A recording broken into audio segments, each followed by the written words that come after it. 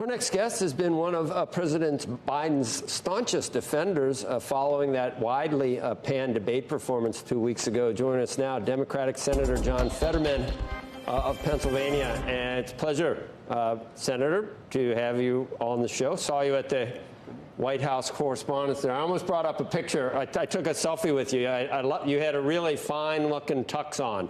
It had a hoodie and a bow tie was drawn on it. I don't know if you remember, but you were the most elegant. I've been watching you for decades.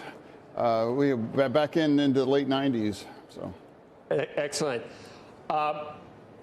Since the debate, Senator, it's almost been like it looks like a sine wave almost, and I don't know what to use to measure what's going on in the prospects for the president, but I used some of the betting sites, and initially it had switched, it had flipped, and the vice president was favored. Then President Biden came out with that very strong letter and the call in to Morning Joe, and then he flipped back up. But now it seems like there's some wavering from some of the leaders in the party, and they don't want to say it out loud, but reportedly behind the scenes, there are some important Democrats that are starting to waffle a little. Would you at least concede that?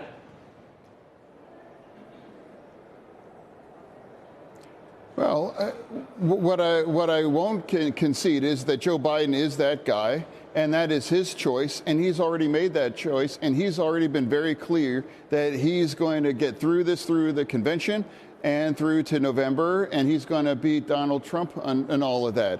And that's really a fact. Now, if somebody's unwilling to say that publicly, or if they want to say it privately, and of course this afternoon for this lunch with my caucus later is going to be, of course it'll be spirited, but I'm going to be very proud to stand with Joe Biden, and I've been saying I'm showing up with brass knuckles, and I just want to stand with our president, and I think we're going to have some allies in that as well, too.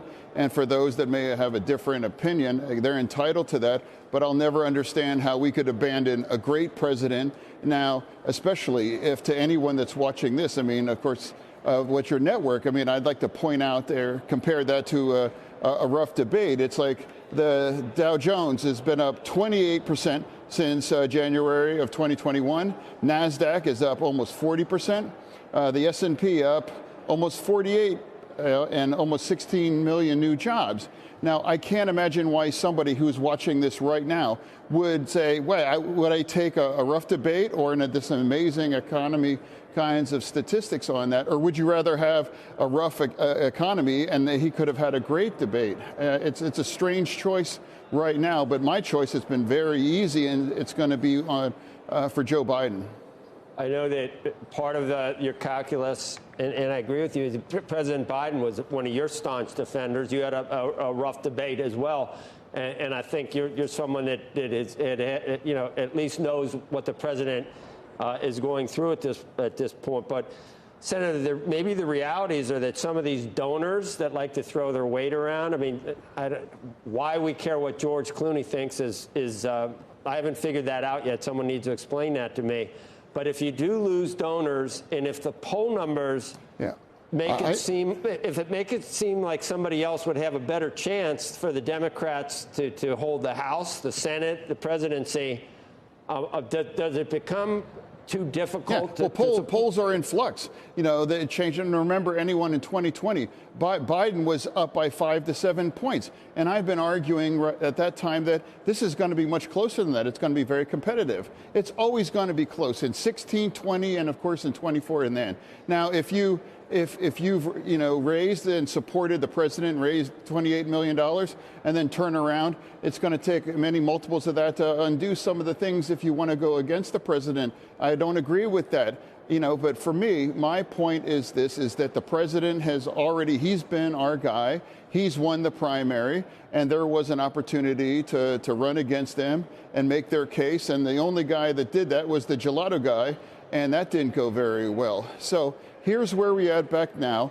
And the question that I would ask to anyone watching this right now, the economy has been a banger under Joe Biden's presidency, and it's been incredible after a lot of people were thinking that it was going to be a cratering and it was a recession, and that's just not true. So what would you rather have, the kinds of an economy that Joe Biden helped brought us, or the fact that he had a rough debate, and nobody knows what a rough debate is like after myself. And it's also it's a fact. Debates do not determine who's going to win. Whether it was Clinton, wiped Trump out. And of course, she didn't win.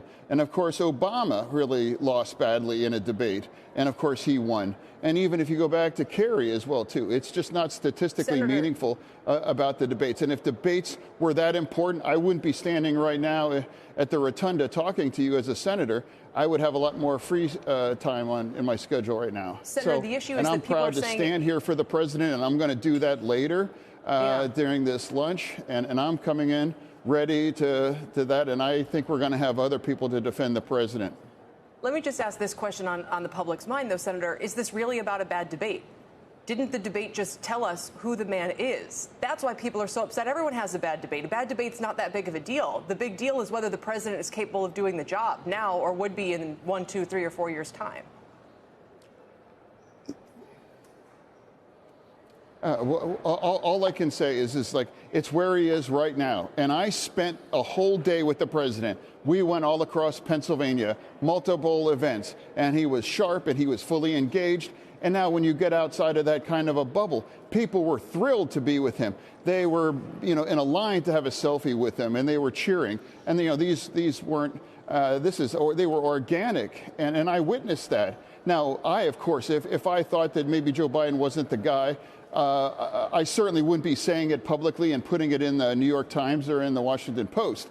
But right now, here we are now. I was with him, and I am proud of him, and that's why I'm here talking to you today and in other kinds of outlets to just let people know Joe Biden is our guy. He should be our guy, and quite honestly, he deserves our support throughout all of this, and I do believe he's going to win. But of course, it is going to be close, even though it has been, and that's going to continue. He's got the delegates, Senator, and he went through the normal channels of how to do things, and it theoretically, it's his choice, and he would have to be talked into, I think, not being the nominee. But just listen to this for a second, Senator. Former House Speaker Nancy Pelosi, we all read the letter that President Biden said. He is committed to being the nominee. So why would she yesterday say it's up to the president to decide if he's going to run? We know that he's decided. Then she says, we're all encouraging him to make that decision because time is running short.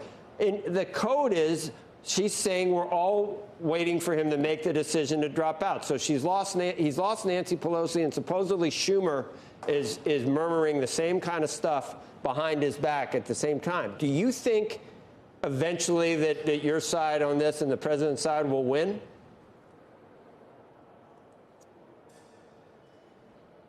Well, the president has made that decision on that. And of course, she was an accomplished speaker, and she's absolutely entitled to have her opinion on that. But I just don't, I really don't agree with all of that. And if anybody this afternoon comes with a, we need to take Gramps' keys away kind of a thing, I'm going to push back in the strongest terms, because he is our guy, and he has run an amazing term as president by any metric. And as I said, I have spent time with him personally, and I've seen that, and I believe he's going to win. And I would much rather have a guy that didn't have a great debate versus the other guy that had a debate, and most of it was lies and bizarre and unhinged.